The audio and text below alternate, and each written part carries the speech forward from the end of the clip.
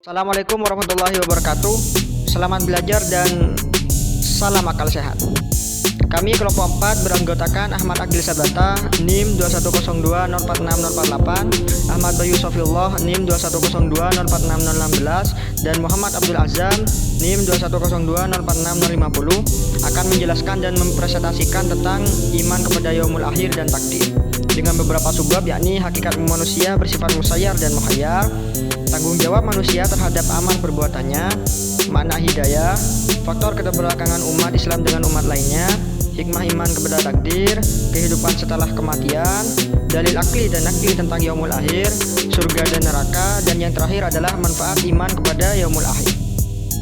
Oke, langsung saja di sini. Perkenalkan, nama saya Ahmad Agil Sabata, NIM 210204648. Di sini saya akan menjelaskan tentang hakikat manusia bersifat mukhayyar dan musayyar. Pada dasarnya, manusia adalah makhluk yang diberkali ruh dan jasmani dan dilengkapi potensi akal, hati, dan jasad. Hal ini merupakan suatu kelebihan yang Allah berikan dibanding makhluk lain. Oleh karenanya, Islam mengatur segala kehidupan manusia dan memandang manusia dari berbagai dimensi secara komprehensif. Manusia diciptakan oleh Allah antara musayyar dan muhayyar. Apa itu muhayyar dan musayyar? Muhayyar adalah kebebasan manusia dalam memilih dan tidak ada kehendak Allah Subhanahu wa taala. Dialah yang menciptakan perbuatannya sendiri dan mengatur urusannya. Dalam kata lain, muhayyar artinya manusia mempunyai kesadaran, akal, kebebasan, dan ikhtiar dalam menerima atau menolak. Contoh dari muhayyar adalah membedakan perbuatan baik dan buruk, dalam artian akan melaksanakan sholat atau meninggalkannya. Kemudian musayyar adalah manusia dipergerakkan dan dikendalikan seperti robot, tidak ada kehendak sendiri dalam perbuatannya. Dalam kata lain, musayyar artinya manusia tidak punya kebebasan dan ikhtiar dalam hal menolak ataupun menerima takdirnya. Contoh musayyar adalah kelahiran, kematian, dan gerak refleks. Kemudian yang kedua, yakni tanggung jawab manusia terhadap amal perbuatannya. Amal dan pertanggungjawaban merupakan dua hal yang tidak bisa dipisahkan dalam kehidupan manusia, sebagaimana termaktub dijelaskan dalam Quran surah Al-Qiyamah ayat 36, dengan artian, apakah manusia mengira bahwa ia akan dibiarkan begitu saja tanpa pertanggungjawaban?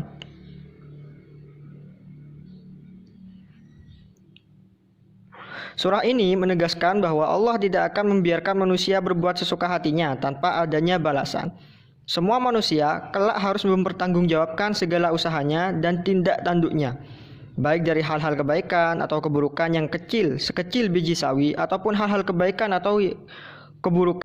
Pada hakikatnya, segala perbuatan dan segala sesuatu yang dilakukan manusia di muka bumi ini tidak akan lepas dari pengawasan Allah Subhanahu wa taala dan akan dipertanggungjawabkan kelak di akhirat.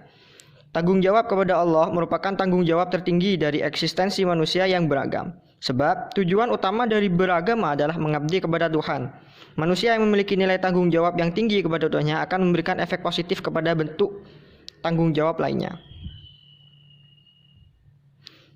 Kemudian yang ketiga, yakni makna hidayah.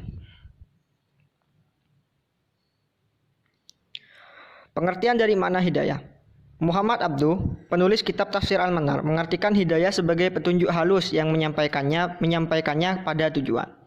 Menurut beliau, hidayah itu dapat diibaratkan sebagai sebuah cahaya kilat di malam gelap gulita yang dapat menerangi jalan bagi siapapun yang berjalan. Ibnu Katsir dalam kitabnya yang berjudul Tafsir Quran Al-Azim berpendapat bahwa hidayah yang tercantum dalam Al-Quran memiliki arti penjelasan, petunjuk, dan taufik. Kemudian macam-macam hidayah. Imam Ibnul Qayyim membagi hidayah yang dinisbatkan kepada Allah menjadi berbagai macam. Yang pertama, hidayah yang bersifat umum dan diberikan Allah kepada semua makhluk, seperti melakukan hal-hal yang bermanfaat dan menjauhi hal-hal yang membinasakan untuk keberlangsungan hidup di dunia. Yang kedua, hidayah yang berupa penjelasan dan keterangan tentang jalan yang baik dan jalan yang buruk, serta jalan keselamatan dan jalan kebinasaan. Hidayah inilah yang mampu dilakukan oleh manusia, yaitu dengan berdakwah dan menyeru manusia ke jalan Allah, serta menjelaskan kepada mereka jalan yang benar dan memperingatkan jalan yang salah. Yang ketiga, hidayah taufik. Hidayah taufik merupakan ilham dalam hati manusia untuk mengikuti jalan yang benar dan kelapangan dada untuk menerima kebenaran serta memilihnya. Puncak hidayah ini yaitu hidayah kepada surga dan neraka ketika penghuninya digiring kepadanya. Kemudian Ahmad Mustafa Al-Maraghi dalam kitabnya berjudul Tafsir Quran Al-Karim berpendapat bahwa hidayah yang ditunjukkan kepada manusia dapat dibagi menjadi dua bentuk, yaitu hidayah al-ammah atau hidayah yang umum, kemudian hidayah al-khassah atau hidayah yang khusus. Al-hidayah al-ammah, hidayah yang umum, adalah hidayah yang diberikan Allah kepada segenap manusia untuk dijadikan sebagai petunjuk dalam hidupnya. Dalam hal ini setidaknya terdapat 4 jenis hidayah. 1. Hidayah ilhamiyah, petunjuk ilham. Kemudian yang kedua hidayah hawasiyah, petunjuk panca indera. Kemudian hidayah akliyah, petunjuk akal. Kemudian hidayah diniyah, petunjuk agama. Al-hidayah khassah, hidayah yang khusus adalah hidayah yang diberikan kepada orang-orang tertentu saja, yang mengantarkannya kepada kebenaran sejati dan keselamatan dalam hidup. Assalamualaikum warahmatullahi wabarakatuh. Perkenalkan, saya Ahmad B. Safiullah, NIM 21020460116, asal Tuban, Jawa Timur. Di sini saya akan melanjutkan pembahasan kelompok 4 mengenai iman kepada yaumul akhir dan takdir. Ahmad Al-Mustafa Al-Maraghi dalam kitabnya berjudul Tafsir Al-Quranul Karim atau biasa disebut Tafsir Al-Maraghi berpendapat bahwa hidayah yang ditujukan kepada manusia dibagi menjadi dua, yaitu hidayah al-ammah dan hidayah al-khassah. Hidayah al-ammah ialah hidayah yang diberikan kepada Allah kepada segenap manusia untuk dijadikan sebagai petunjuk dalam hidupnya. Hidayah ini berfungsi sebagai filter dalam menjalani kehidupan manusia di muka bumi.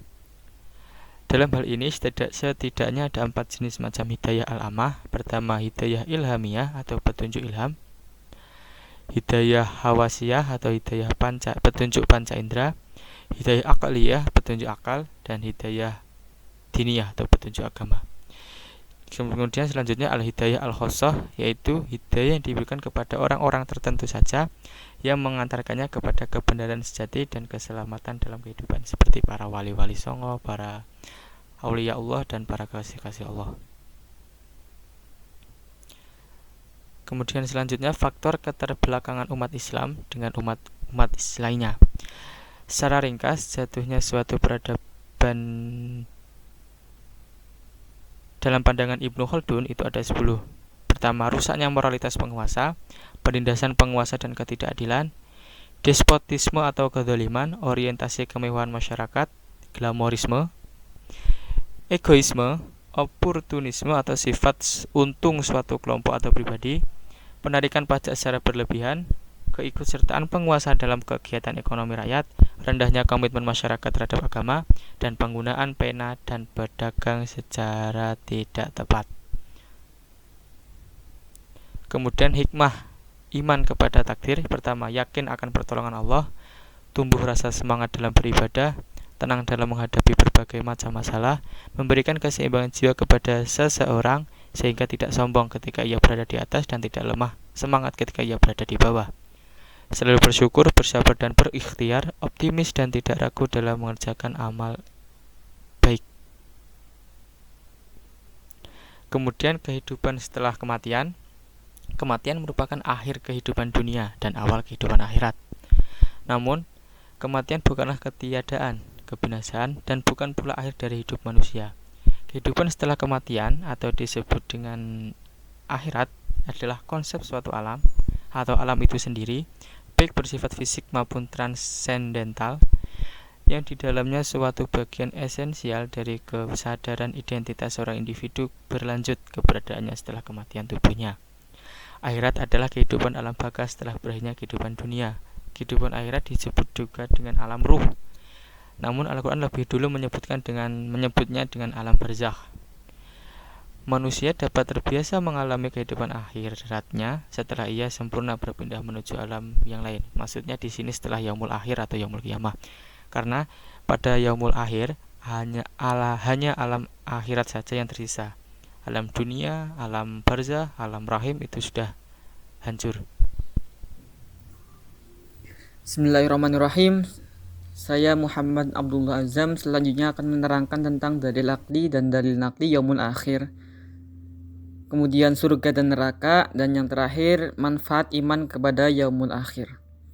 Dalil akli dan dalil nakli yaumul akhir. Dalil akli. Bumi dan planet-planet lainnya berputar mengelilingi matahari secara teratur dan sempurna. Masing-masing planet mempunyai daya tarik-menarik sehingga beredar dan bergerak secara teratur dan seimbang. Namun, seiring berjalannya waktu, daya tarik-menarik itu semakin lama semakin berkurang, bahkan hilang. Akhirnya saling bertabrakan dan hancur. Kemudian, sumber energi terbesar bagi kehidupan adalah matahari. Begitu juga daya tarik benda-benda angkasa itu ada keterkandungannya dengan matahari. Namun lambat laun sinar matahari semakin melemah. Akibatnya mempengaruhi daya tarik di antara planet-planet tersebut, tidak ada keseimbangan, maka terjadi tabrakan antar mereka. Kemudian dalil nakli yaumul akhir. Dalil nakli yaumul akhir dijelaskan dalam Quran surat Al-Qiyamah, Quran surat Al-Qari'ah, dan Quran surat Az-Zumar. Bisa kita lihat sendiri-sendiri di dalam Al-Quran ya teman. Kemudian selanjutnya yaitu surga dan neraka. Surga. Pada hari kiamat Allah menyediakan surga bagi orang-orang mukmin.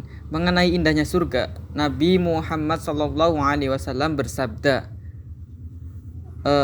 Qala Allah azza wa jal, a'adattu li'ibadis salihin ma la 'ainun ra'at wa la khadrun 'ala qalbin bashar. Allah Subhanahu wa taala berfirman yang artinya, aku telah sediakan bagi hamba-hambaku yang soleh kenikmatan surga yang belum pernah dilihat mata, didengar telinga, serta terlintas di hati manusia. Allah memberikan gambaran kepada manusia tentang surga. Letaknya di sebelah kanan arsy Allah, baunya harum semerbak, tidak ada umpamanya di dunia. Di sana ada bidadari-bidadari sebagai perhiasan dan mereka dijadikan istri untuk orang mukmin.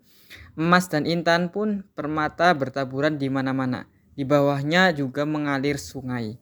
Itu gambaran-gambaran tentang surga. Kemudian neraka.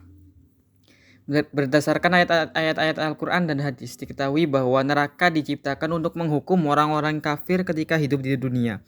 Panas api neraka itu sama dengan 70 kali panas api di dunia. Imam Ja'far As-Shadiq pernah meriwayatkan dari kakeknya, Rasulullah SAW bersabda, sungguh api kalian ini adalah satu bagian dari 70 bagian api jahanam, dan telah dipadamkan 70 kali pula dengan air, kemudian dinyalakan. Jika tidak dengan cara ini, maka tidak bisa dinyalakan.